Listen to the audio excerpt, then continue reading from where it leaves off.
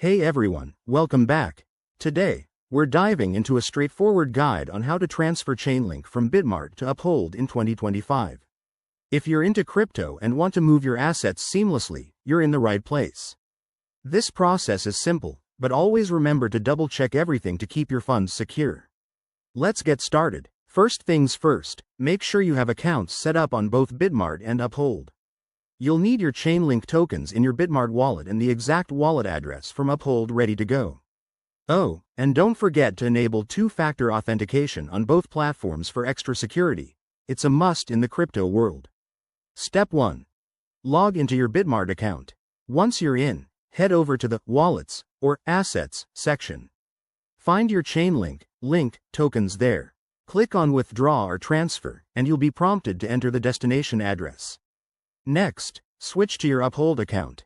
Go to your dashboard, select Chainlink, and copy the wallet address. This is crucial. Paste it carefully into the Bitmart withdrawal form to avoid any mistakes. Double-check that it's the correct network, like Ethereum for Chainlink, to prevent issues. Now, enter the amount you want to transfer. Bitmart might show you the network fees up front, so keep an eye on those, they can vary. Review all the details, confirm the transaction, and hit Submit.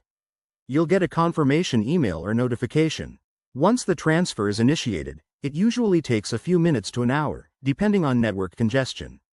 Head back to Uphold and refresh your wallet to see your Chainlink tokens arrive.